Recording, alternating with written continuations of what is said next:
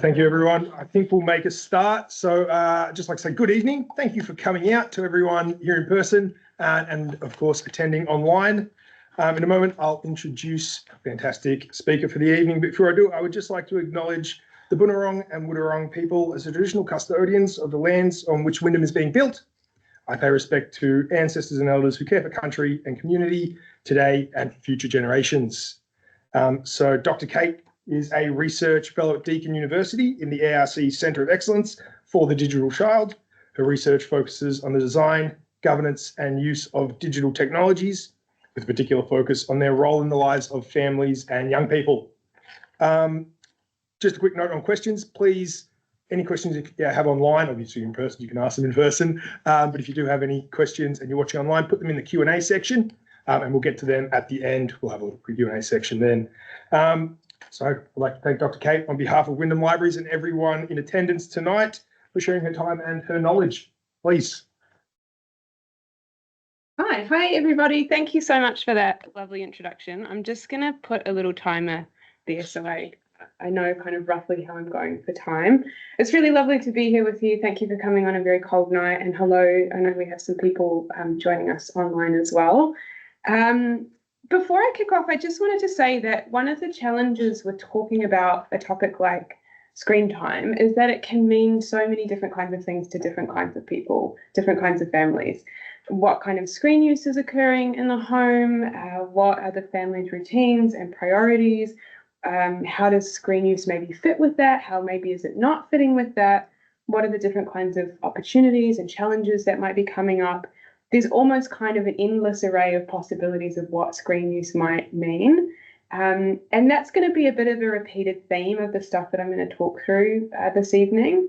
But I wanted to mention it at the start for a couple of reasons. The first is that it's obviously impossible to cover all of those possibilities. So I'm going to talk for about 45 minutes or so. And then, as we said, we'll have some time at the end for questions.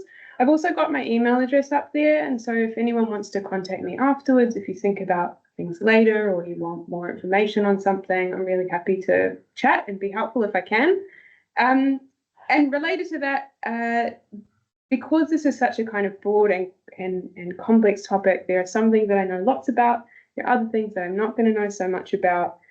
So at the end, I'm also going to point you to some other resources that you can go and look to for more information around kind of more particular topics, if there's things that I don't cover this evening.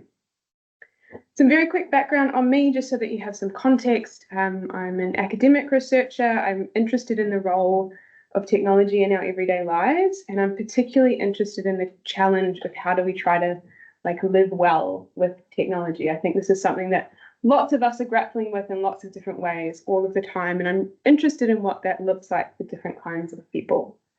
At the moment, my work is looking mostly at families with young children. I'm based at Deakin University in the Centre for the Digital Child. We're an Australian Research Council funded organisation, and we're also funded by the 5 different universities that are partners in the centre. So we have researchers from right across Australia, and we do research that is trying to work towards creating really positive digital childhoods for every child in Australia. I'll give you a quick little outline of what I'm going to talk about today. We're going to start with this kind of question of what counts as screen time, and talk a little bit about the range of things that might be included, and also that word screen time and some of the kind of challenges around that as a term. Then we're going to talk about the second question: is my child's screen use a problem? How might you be able to tell whether or not problems are occurring? What are some strategies for approaching screen use? What are different ways that you can think about engaging with your kids around this topic? What about screen time guidelines? Some of you might have heard about the idea of kind of time limits for screen use, so we'll talk a bit about that. And then, as I said, I'll point you to some resources, places you can learn more if you want to, and we'll finish up with a bit of Q&A at the end. So I wanted to start with this question: what counts as screen time? This term screen time has become the main word that we use when we talk about kids and technology. We used to talk about watching TV or playing video games. Now we use this word screen time. And it's become this very common part of our language. But one of the tricky things about it is that it can mean so many different kinds of things. So if we think just about the different kinds of content that might be involved in screen time, we could think about maybe TV shows. Maybe a kid is watching a TV show. Maybe they're engaging with online videos, so maybe something like content on YouTube. It could be playing games. It could be doing video calls. It could be drawing apps. It could be maths apps. It could be searching on the web. We could make a list that's like 12 times as long if we wanted to. Then we could think about the different activities. What are the things that a child is actually doing? What are the different ways that they might be engaging? So we could think, are they watching? Are they playing? Are they maybe creating or making something? Are they researching, looking for information on a topic that they're interested in? Are they learning in lots of different kinds of ways? Are they moving or are they still, right? We can again think there's lots of different kinds of ways that a child could be engaging in this thing we call screen time. And then we could also think about the context. What kind of environment is this happening in? Is it happening with others? Is the child maybe with a friend or a sibling or a parent? Maybe it's happening with other people in the home, but maybe it's also happening with other people online. It could be a social activity online. Kids game together with each other online a lot now. Or is it happening independently? Is the child alone? Is it happening at home? Is it happening in a waiting room, right? There's lots of different kinds of contexts where screen time could be happening as well. So why am I pointing this out? The issue isn't so much to say that some of these things are always kind of better than others and that you should definitely be kind of trying for certain ones of these and not of others. The point is more that these are really different, right? They range and vary a lot. So if we zoom out even further again, we could think about how this picture might also look different if we think about how different kids would engage. Parents who have more than one kid are experts in the fact that kids are different, right? You can do the same thing with two different children and they're going to respond in two different kinds of ways. So one child might find transitions away from screen time really hard. Another child might not have that problem. One child might find a certain kind of content really upsetting, and it might not upset another child. So we can see even just from this really short little conversation that there's this kind of endless array of possibilities of what screen time might mean.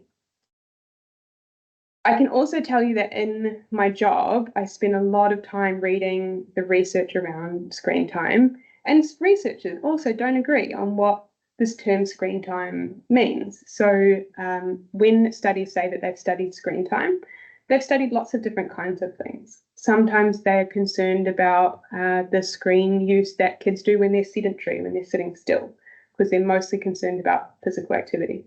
Sometimes they're studying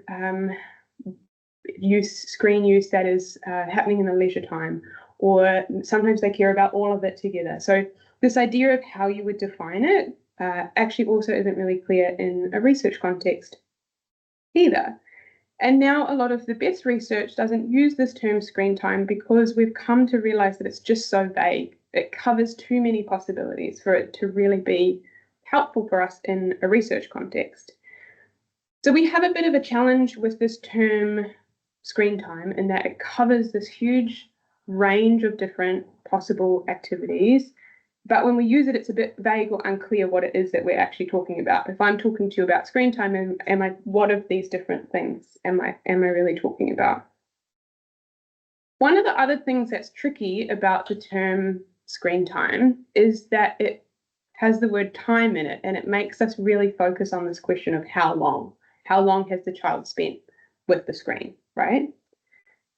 But as I'm going to talk about a bit throughout the next kind of 20 minutes or so, time can be really important, and we do, of course, need to set boundaries around the way that kids use their time. But sometimes if we focus too heavily on the question of time, it can distract us from asking other kinds of questions, right? Questions like, what is my child maybe getting out of this experience? In what ways does screen use work for my family? In what ways doesn't it work for my family? What are the different kinds of context or content, as well as just this question of time, that are, important for making screen time work for me, for my kids, for my family? So all of this is a very long way of saying that I'm mostly going to use the word screen use or media use instead of screen time, because for me, I find that that is a more open place to start, and it can help us. Approach it with some of those broader kinds of questions in mind. This isn't about like policing language or saying that people shouldn't use the word screen time. It's everyday language, right? We talk about screen time. It's totally fine to use the term screen time. It's just about being conscious when we use that word that it's come to become very common, but it covers so many possibilities. And so you'll notice that I talk about screen use and media use, and that's why I'm going to do that. So is my child's screen use a problem? You'll note that I have framed this question in a particular kind of way. Often when the question of screen time and harms or problems is talked about in the media, or when it's talked about online, it's framed in terms of like, is screen time bad for kids? Is screen time harmful or good, right? The problem with that question is that it's pretty much impossible to answer, because as we've just talked about, it means so many different kinds of things. We have decades and decades of research now on children's media use, stretching all the way back into looking at, early television use and all of this stuff right up into the present day. And the thing that's really consistent in that research is that the context really matters. There's so many different variables and factors that can affect what screen use means, that we can't really say there's this one effect that's going to happen for like all kids, right? So a better question then, is screen time bad, is this question: is my child's screen use a problem, or like, how can I know if my child's screen use is a problem? And I like that as a question more, because now you're thinking about screen use in a context, right? You know your child, you know what you want for them, you know what their media use looks like, you know how you want your kind of family life to function. And so this is a much, much more answerable question. And so that's why I'm going to talk about this question instead of like, is screen time good or is screen time bad? You might be like, cool, Kate, thanks, that's really nice, but how do I like answer this question? And so the best advice that I have seen for how to go about thinking about this question and reflecting on it comes from a report that came out a few years ago. It was written by these two really lovely, brilliant researchers in the UK. I'm going to show you some photos of them in a second. They did this research project called Parenting for a Digital Future. If anyone wants to do like a deep dive, I can send you some of the stuff that they wrote. For this project, they reviewed a bunch of research that had already been done, and they also did some of their own research, went and talked to lots of different families about the technology use in their lives. They wrote this big report, and it had recommendations for government and for technology designers and industry. And they also had a little section in there where they had some guidance for parents. And they pretty much made the point that I have just made about how there's no kind of one size fits all piece of advice. And so where does that leave us? Because it's great to say to families, well, there's no one size fits all piece of advice, but that's not particularly helpful. So how can we say something that avoids trying to do one size fits all, but is still kind of meaningful for families? And so they came up with this list of questions. They were like, parents want to try and figure out, concerned about my kids' media use, screen use, but I'm not really sure it's actually a problem. How do I go about kind of gauging that? They suggested that you think about this list of questions. There's a little picture of them there. These are the questions that they suggest. Is my child physically healthy and sleeping enough? Is my child connecting socially with family and friends in any form? Is my child engaged with and achieving in school? Is my child pursuing interests and hobbies in any form? And is my child having fun and learning in their use of digital media? I want to point out a couple of things about these questions. So you'll see they've put in brackets in any form for a couple of those questions. And what they're doing there is leaving open the possibility that digital media might be involved in that process. So is my child connecting socially with family and friends? Obviously, we don't only want kids connecting through technology, but some of it might be, and that's okay. Is my child pursuing interests and hobbies in any form? Again, some of that might be digital, some of that might not be digital, and that's okay too. We're trying to think openly about it. At the end, when they say, is my child having fun and learning in their use of digital media? They're not just, when they say learning, they're not just thinking about like, are they doing maths apps or, reading eggs or whatever.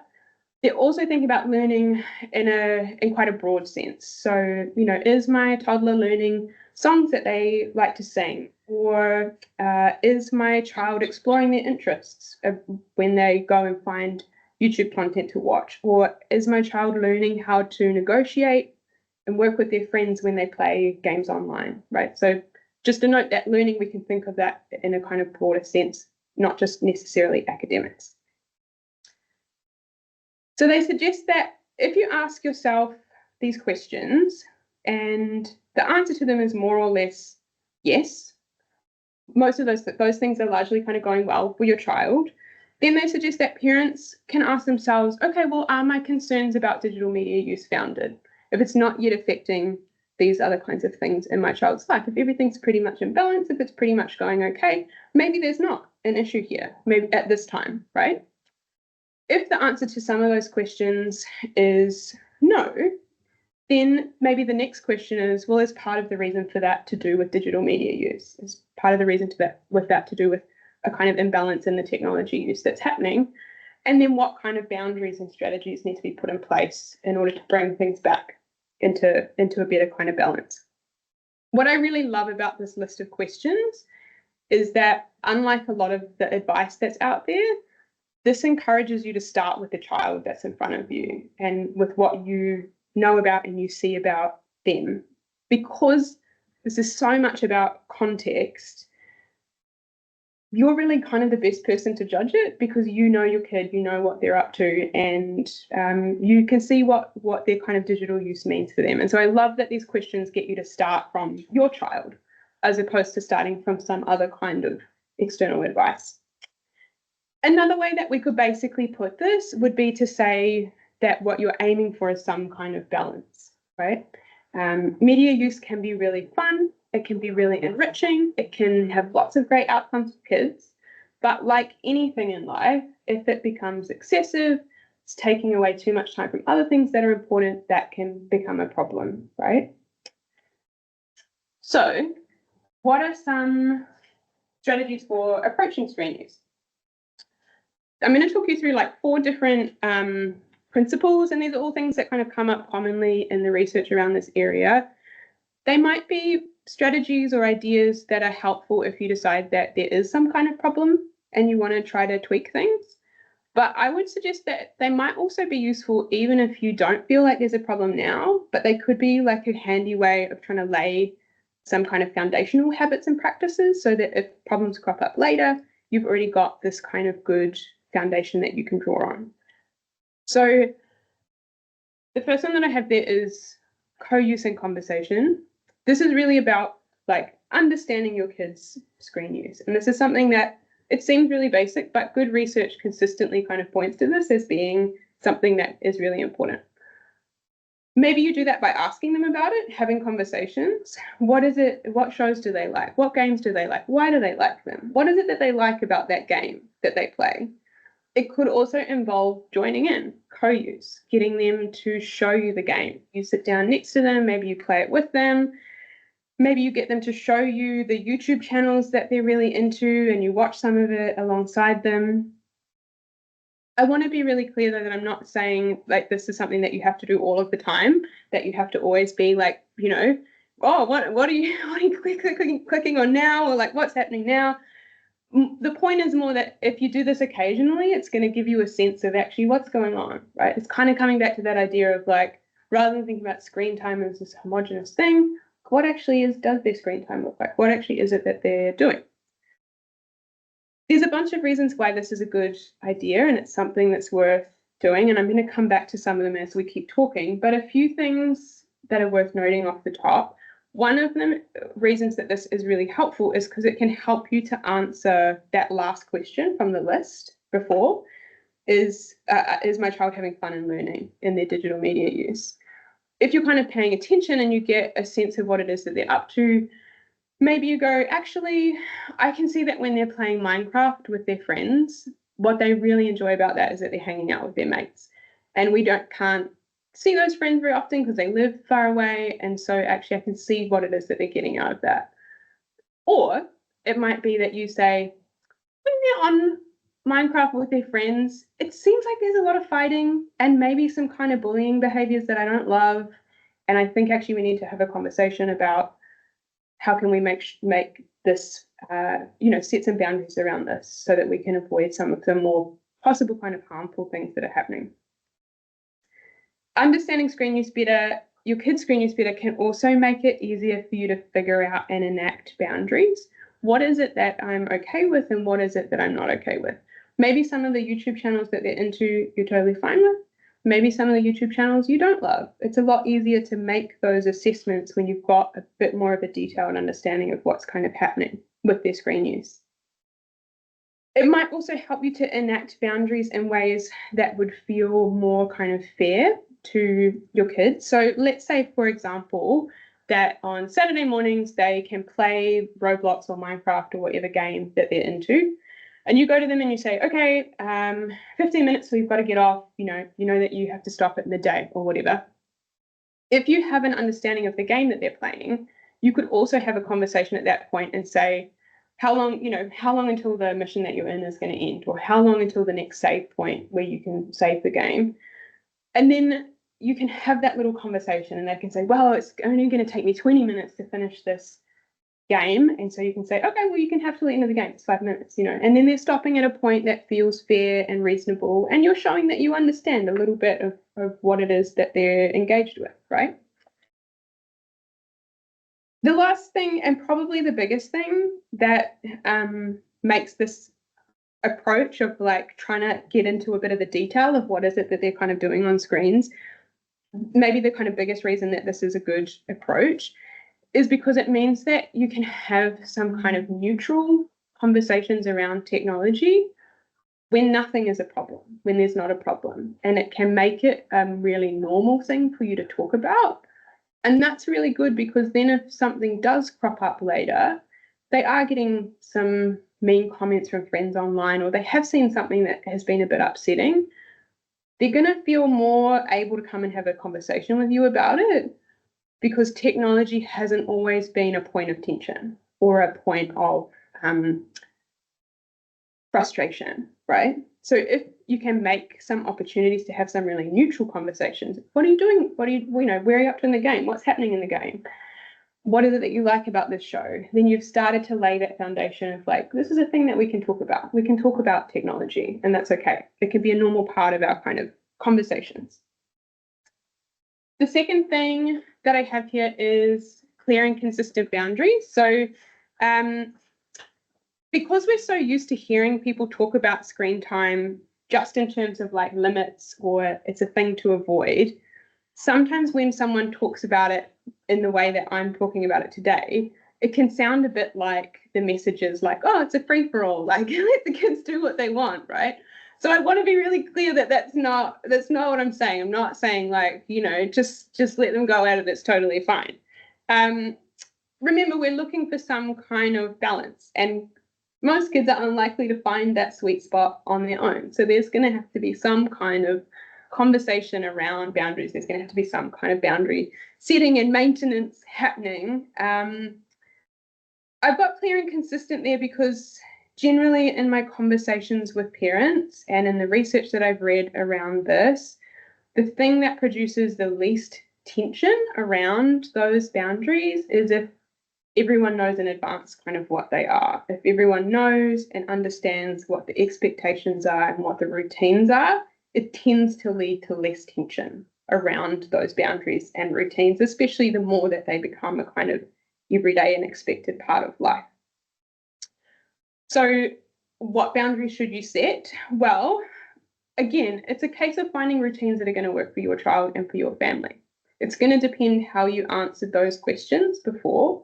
Maybe when you looked at that list of questions, you thought, you know what, the sleep thing is an issue, and, you know, they have their iPad in their room at night, and I think that that could be something that's keeping them up. So maybe you set a boundary around, we don't do iPads in the bedroom at night so that you can get a good sleep and not be grumpy in the morning and you can go to school, right? I wish that someone would see that boundary for me as an adult. That would be very helpful around like not having phones in bed. I try to do my best. It's also going to depend a bit about what you have observed and learned from your kid about what it is that they're doing on their screen, right? What I was just talking about before.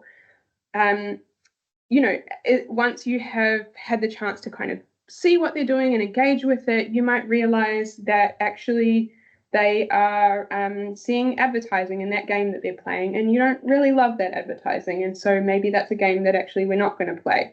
Or maybe there are chat features in the game that you don't feel comfortable with. And so actually we're going to set a boundary around, you can play that game, but you can't use the chat features, something like this, okay? So really the question is like, what's working, what's not working, and what boundaries are going to help the particular things that aren't working. I'll give you some examples. A family that I spoke with recently for a research project, they were having some real trouble with homework time and getting kids to do homework. And so they set a boundary around that they could only play certain games after their homework was done. And that worked quite well for that family. I spoke to another family who had tried that same approach, and they found that it didn't work because their child was coming home from school and was rushing through their homework to get to, I think it was Roblox, to get to like Roblox time. And they were getting quite stressed and antsy about, do I have enough time for doing my Roblox? And so for this family, they were like, this isn't working. We're not going to do Roblox on weeknights. Weekends, go for your life. But weeknights, we feel in our family that homework is important. And so I can see that you're struggling to do it because of these things. So you're going to come home, you can do your homework, you can do whatever else you want after homework. You can listen to music, or I don't know, they had other kinds of things they could do, other media things they could do, but Roblox is going to be for the weekend. And that for that family worked great. Families with toddlers that I've talked to recently for research projects, one single mum was saying that for her watching a couple of shows, having her toddler watch a couple of shows first thing in the morning worked great as a routine. Meant that she could get up, have a coffee, start the day, and her kid was occupied and happy. Another family that I talked to for the same project, toddler of a similar age, their number one rule was like no screen time in the mornings, no TV in the mornings. Their child really struggled with transitions, as many toddlers do, away from activities that they were really enjoying. And they found that if they did any kind of TV time in the morning, their morning just turned to chaos. And so for them, that wasn't going to work. So you can see, even just from those little examples, like, I wish I could stand here and be like, here are the 5 things. If you do these 5 things, I can guarantee you it will work. But that wouldn't be fair of me to do that, because there will always be a family that those things don't work for. So while it's obviously a bit frustrating for me to say like, oh, find something that works for you, that is really the more honest kind of answer. And also you are the experts in your family and you have the kinds of skills and knowledge that you actually need to do that, much more than me. So I've also got discuss here. As kids get older, maybe this is something that you can also have conversations around, you know, obviously less when they're really, really little, but as they get older, making it a thing that you have conversations around what's working, what's not working, what are the reasons for these boundaries? Well, I can see that you're rushing through your homework and you're getting really stressed in the afternoon. So this is why we're doing Roblox on the weekend. And then I've got what screen use when and where, because again, these boundaries might be about time, screen time, the way we often think about it, these kinds of time limits. But you could also ask other kinds of questions. What kind of screen use is okay? What kind of screen use am I not okay with? Maybe when it happens, is the morning like not a good time, or is the morning a great time? And also where, because for some families, they find thinking about the zones in the house helpful. So maybe there are like no iPads in the bedroom, or There are certain areas in the house where you can, certain areas where you can't. Maybe it's like a no phones at the table thing, those kinds of ideas. Settings and parental controls. As you're possibly aware, lots of platforms have different kinds of settings that you can change. These can be really useful for finding ways to get rid of kind of tension points, and also for setting up environments that you're happy for your kids to engage with. So often when I talk with parents of young children, toddlers, one of their main frustrations is the autoplay feature on YouTube, where your kid's watching a video and then like the next video starts. You can turn that off. And so if you turn that off in the settings, that stops being a problem in your kind of family screen use. Chat features, in-game chat features. I think Roblox has an in-game chat feature. Your kid might be like, I really want to play Roblox, and you're like, I don't love the chat feature. You can turn that off in the settings, right? And so that stops being a problem, and then your kid can play Roblox if you're happy for them to. You can find these pretty easily by like Googling the name. I'm sure you all know how to use Google. Google the name of the platform or the game and parental controls or settings, and you'll find it. I also have a list at the end, a website that has some really great guides for parental controls as well. Again, this is where that first point around co-use and conversation can be really helpful. If you have played along with your kid or watched what it is that they're doing, it's going to help you have a better understanding of what the specific things that you don't like are, and then you can go and find the settings to kind of turn those things off, right? Two things to be mindful of. One is that we want to think about adjusting these with age. The settings that you might want to use for a 7-year-old are probably going to be too restrictive for a 15-year-old who should have a bit more independence. And we also want to think about using these alongside other approaches, right? I think sometimes there can be a temptation to think, okay, well, I'll just lock down all the things that I don't like, and that will be kind of foolproof. But I think making sure that you're also still having those conversations, making it a normal thing to talk about, checking in, seeing what is it that they're doing are also important as well. And then the last thing that I've got here, it's a bit of a different one, but I have, how can screen use enrich your kids' interests? I think sometimes, especially as adults, we can think of screen use as a thing that's really like separate to the rest of childhood. There's like the screen part, and then there's like the other parts. But it can be helpful sometimes to think about what the connections are, or are there ways that we can kind of blur that boundary? So I'm going to give you two ways of thinking about this. One is like, how can kids bring their interests and needs into their screen use? Maybe your kid is really into craft, loves to do a craft. Can you find a YouTube channel that has craft ideas and your kid can sit, watch those and do crafts? Maybe your kid's really into animals. Can you find live stream YouTube channels where they live stream like penguins coming ashore or something, right? Maybe your kid has a friend who's moving away and they're really sad about it. Can they set up like a time when they are going to play something online or chat online, and it's a way of like maintaining that relationship for them? We can also think about it in reverse. How can kids' interests around their screen use be extended out into like other contexts? So maybe you want to try and like read with your kids more. So you come to a great library and you say, do you have books around this thing that, your kid is really into, like shows about cars, or your kid is really into Bluey? Do they have books about Bluey? Do they have books about cars? Maybe your kid has a friend that they love playing with online and you're really wanting to try and like build their social connections. Can that kid come over and play, and they can go to the park or whatever?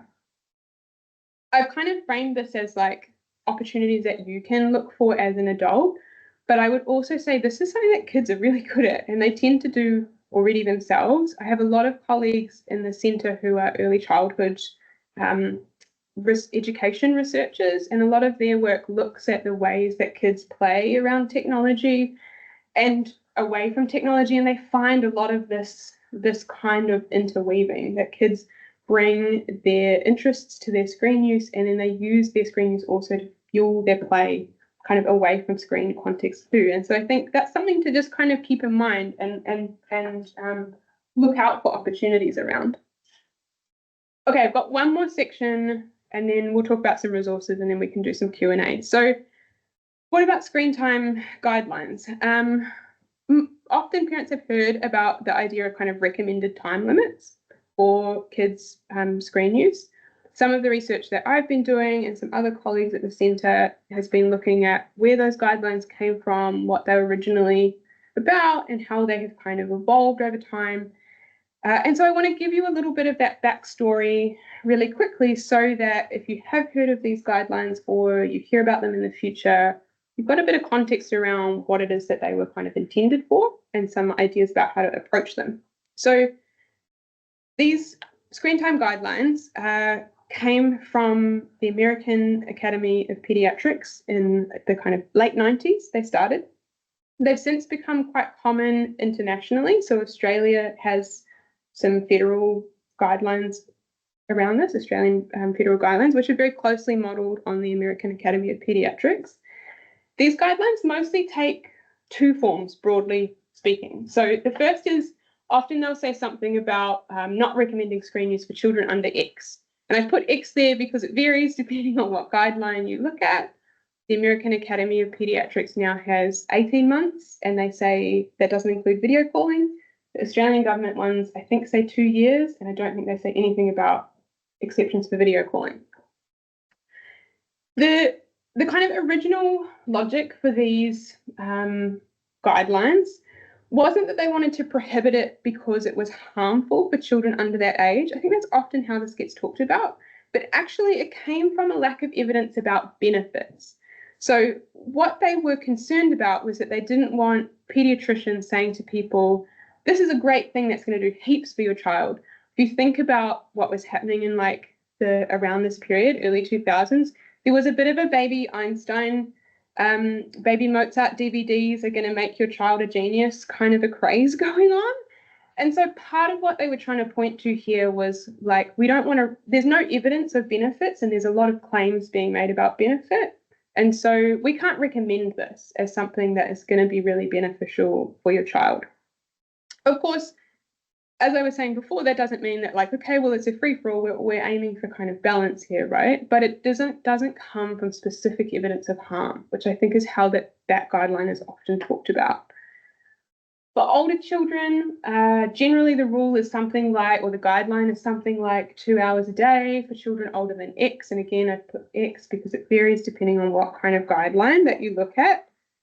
The original concern here, or the reason, the kind of logic behind this guideline, was that it came mostly from a concern about physical activity. And if you look at the Australian guidelines, they are part of the Australian government's physical activity recommendations for children.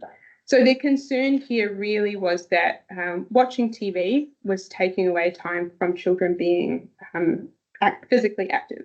There was also quite a lot of concern around kind of violent content as well. That was the other reason for this. Again, thinking about that period of time, there were some high school shootings happening, and so that was violence in the media was a big kind of concern. So there's two kind of key things to note here. The first is that these were never really meant as like total rules.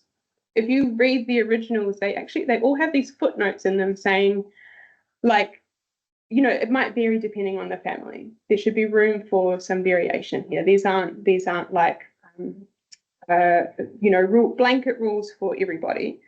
As we've talked about a lot, like context really matters, right? Your kid is sick. You are sick. The weather is bad. Actually, they've got friends over and they're playing together and it's a social thing. These kinds of guidelines don't take into account those sorts of contextual things. The other thing to note about these guidelines is that the specific limits that they give, so whether that's 2 years or 18 months or whatever, or whether it's the time limit, those are kind of a best guess. They don't come from specific evidence about those particular limits. They were kind of a rule of thumb. They were a best guess. And so I think often, again, that's not quite the way that they're talked about. They tend to be taken as that there's something magical that happens at the age of 2, or there's something magical that happens at 2 hours and 5 minutes. And that wasn't really the way that they were ever intended, right? They were a kind of guideline. So the point being, take these with a grain of salt. if they're useful for you as a rough guideline, that's great. But I would suggest that that list of questions that we were talking about before is probably going to be a more useful guide for you in trying to kind of navigate through this topic. Okay. Where can you learn more if you're interested, or there's things that I haven't talked about? I'm happy to share like resources that are behind some of the things that I've spoken about, but there's lots of actually quite good places that you can look now for more advice. You might have heard of the eSafety Commissioner. We're quite lucky in Australia to have this. It's quite rare internationally. They are a Australian government independent regulator for online safety. They do lots of research work and policy work, but they also have great resources on their website for families. They have a particular focus around online safety, so they've got lots of good advice around that sort of stuff. They have resources for parents, but you can maybe see on the screenshot they also have advice for young people and for kids. So this is also, if your kids are getting older, a good resource to let them know that it exists, because they've got quite good like age-appropriate advice for teens and for kids as well. They also have a pathway where you can report abuse, probably less of an issue with like very young children, but as your children get older, if there are things happening that are getting into the realm of harassment or really severe kind of bullying or abusive behaviours, letting kids know that there is a place that they can report that, or you as a parent knowing that there is a place you can report that and get support, I think is really great. They also have some advice or kind of templates around family media plans. If you feel like having a kind of a guide for a conversation, how you might make agreements would be helpful for your family, they've got some cool advice around that. Common Sense Media is a non-profit organization based in the US, and they have lots of great advice around content. So they have content reviews and ratings. Maybe you've heard that your kid is playing a game and you're like, what the heck is this game? You can look it up on their website and they'll have a little description of what the game is. Some of it, is there in-game purchases in the game? Are there chat features? And they have some kind of ratings and stuff as well. They have, as I said, guides to specific games and platforms. So if you're like, my kid wants Snapchat, how does Snapchat work? What are the things I should be aware of? They have guides where you can kind of understand different games and platforms. They also have some nice recommendations and best of lists by age and like topic. So if you're like, I have a 4-year-old who loves cars, you can go and find their recommended like best of list of shows for 4-year-olds about cars, or about building social skills, or about nature, or these kinds of things. And similar to the eSafety Commissioner, they also have what they call family tech plans, which are these kinds of templates, lists of questions divided by age that you can use if you want to use that kind of resource to try and facilitate a conversation. A few other things, raisingchildren.net, which you might have come across. I think they've recently updated their stuff actually, because I just looked the other day, and they have a lot of great material on there now. Again, kind of by age that you can look at. Internetmatters.org. I looked this up yesterday and their website wasn't working, but I think that's just temporary. They have good guides to parental controls. So again, if you're like, my kid wants to use Snapchat, are there parental controls for Snapchat or whatever, you can look it up on that. And if you want to go like really hardcore and are just deeply fascinated by this topic and you want to read a book about it, Pete Etchells is a research psychologist, and he wrote a book called Unlocked: The Real Science of Screen Time and How to Use It Better. And he kind of does a deep dive into like some of the things that I've been talking about in terms of like, what can the research tell us, what can't the research tell us, and where do we kind of go with that. The other thing which I realized I didn't put on this slide is that you can also look at our website for the Digital Child Centre. If you Google Digital Child Centre, you'll find it. I'm happy to share these slides as well so that people have a list. We have some stuff up there at the moment, but we will also be adding to it over the coming kind of 6 to 18 months. I've got colleagues who are working on a kind of tool for understanding different edtech products and apps and games and stuff. So there'll be more kind of getting added to that as well over the next little while. But I will leave it there, and if people have questions, then I'm more than happy to take some now.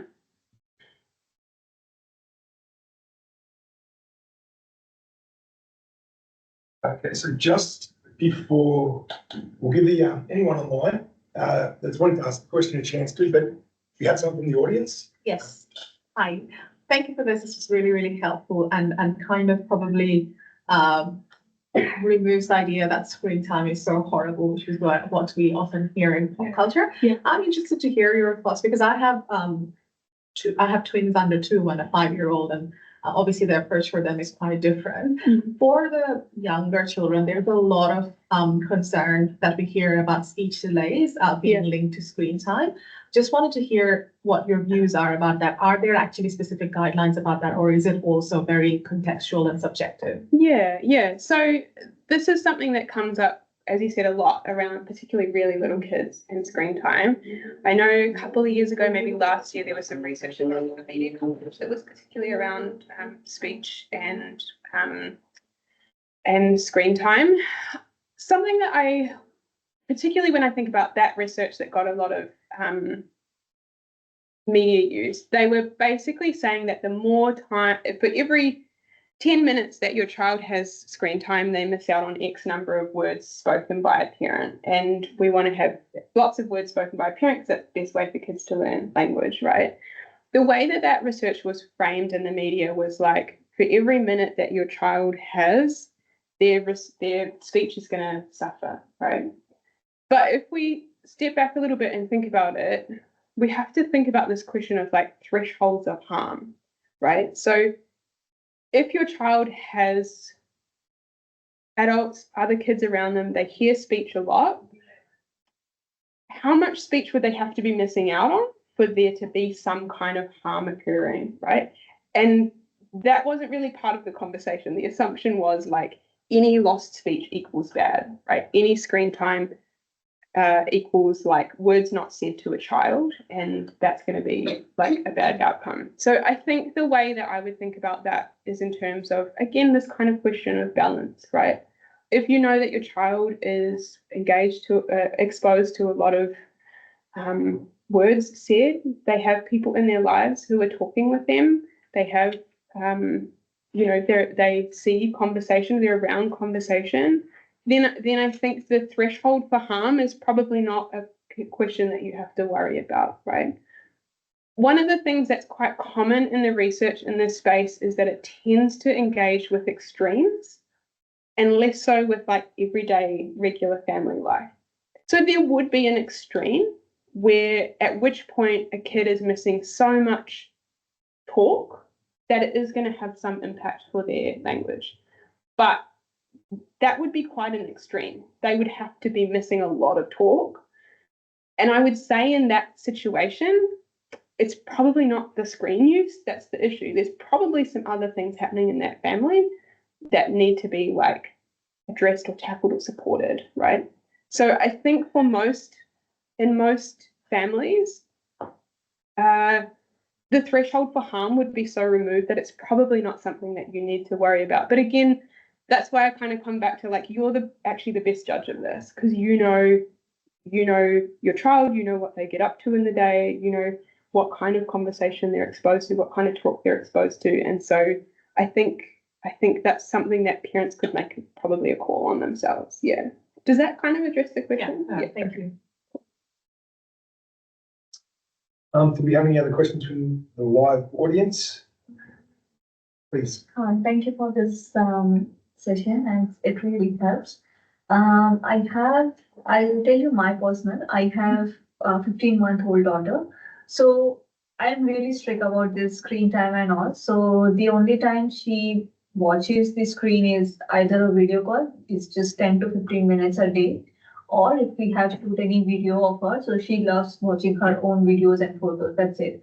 So now she's a fussy eater. Now it's been a point that she is like the thing she loves eating it. Now she's not loving it. So now I'm just confused that shall I introduce her to screen during that meal time or not? Because once we introduce her, to the screen time, then if I take it away, then she'll throw tantrums. So I'm like, for now, it's not a habit, but I'm just afraid that if I made a habit of certain times, okay, it's okay to watch the screen, and what if that will backfire me? So I'm just like, should I introduce it or not? Yeah, okay.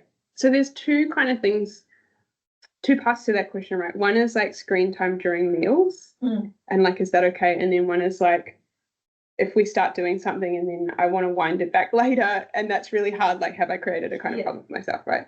So in terms of the screen use and meals thing, this is one of those pieces of advice. When I was saying we have to be really careful around like giving, like, here's the 5 things not to do, because there's going to be families where that stuff like doesn't work or doesn't make sense, or the balance of risk and benefit for that family actually means that the screen use isn't the issue. An example of this is that I have a friend around meal times. I have a friend who has 3 children, and her oldest is nonverbal and autistic and has a rare chromosomal abnormality that means that he has some other kinds of physical disabilities. She had always felt it was really important for her to have family meal time together as a time of connection, right? She grew up like that. She wanted to have that for her family. What she has realized is that with her son at the age that he is currently, that's not something that he is able to do. And they have struggled with eating with him. And if he goes and sits and watches a show and eats some food, she knows that her son is eating some food that he needs to, and she can have some time with her other 2 children. Someone might walk into that home and say, you shouldn't be doing screen use at meal times, right? But I think that would be quite unfair to her. She knows her kid. She knows that he gets lots of connection at other times.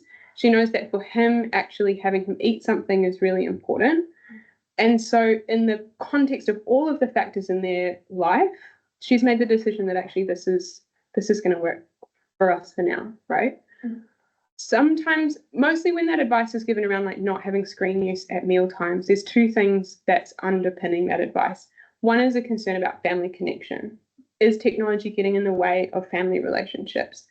Maybe mealtime is an important time for family connection in your home, or maybe it's not. It's chaos and you've got people coming and going and like someone's off to work and it's like that's actually not the time when your family has important connection. Or there's other stuff going on, right? You're trying to wrangle toddlers and it's like no one's having deep and meaningful conversations about what happened in their day.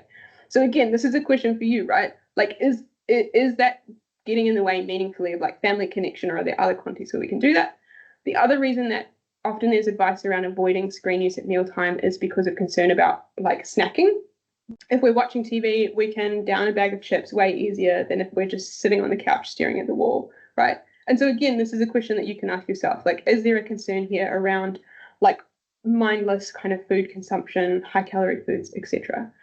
So I think if you think about those 2 questions, and for you, the answer to those questions is like, no, actually, those aren't concerns that I have about this, then I would say that in your context, you know, you could make the decision that that's okay.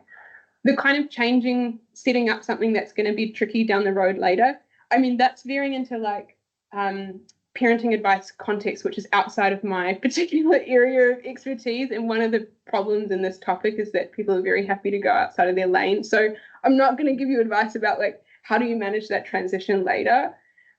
But as I kind of said before, it's like, it's okay if there's a bit of trial and error in this for you to figure out actually what's going to work, you know, and it's going to change as kids get older too. The thing that's working really well now, or the thing that's really important now, making sure that your kid is eating or whatever, the balance of things might change in 6 months' time. And it might be like, actually, now what's really important is that you learn how to be at the table without a screen, okay? Because the factors have changed. And that's, again, I think, you're the best person to be in the position to make that decision because you know what all of the kinds of factors are. Hey, if we didn't have any more questions from the audience, I don't think we have any. We've got one from online, so I'll just read that one out. So they say, just an everyday family with some screen use in the home, watching some TV after school and on weekends. Are there any developmental impacts to young children with this type of use, such as emotional regulation, concentration skills, staying on task, etc.? So that's, I guess, yeah, watching some TV after school and on weekends. Yeah, okay. So I think again, the way that I've mostly talked about screen use tonight is around like, is it getting in the way of other things, right? Is there enough time left in the day for the other things that are important? But often the way that it's talked about, particularly in the media and on social media, that kind of stuff is about like, are there direct harms from the fact of the media use? Is it impairing development or whatever? And this is where we come back to this issue of like, that's a really almost impossible thing to research because, again, it varies so much, right? What that screen use looks like really varies so much. I haven't seen any particular evidence that would suggest that that kind of stuff is problematic, right? I think, but again, you would be the person who's in the best position to kind of judge that. So, but if it's when studies show that there are these kinds of effects, often again it's a threshold thing. They're looking at very, very extreme kinds of cases. They're not really looking at like everyday kinds of cases. And so I think, I mean, yeah, from what you have described, I don't think that that's something that the research says is going to have like adverse effects. Thank you very much. I don't think we have any further questions. So I'd just like to finish up by thanking everyone for attending, both in person and online. And of course, thanking Kate for, once again, her time and her knowledge. I certainly myself feel very empowered and knowledgeable about managing my children's screen time, and I don't even have kids. So I think that's the next thing. Great. So thank you. Thank you everyone online. Bye. Also, I'd like to let everyone know we'll be sending out some additional information. You gave us a PDF and they also will share the PowerPoint. Yeah, more than happy to. Yeah, no problem. Thank you. Thank you so much.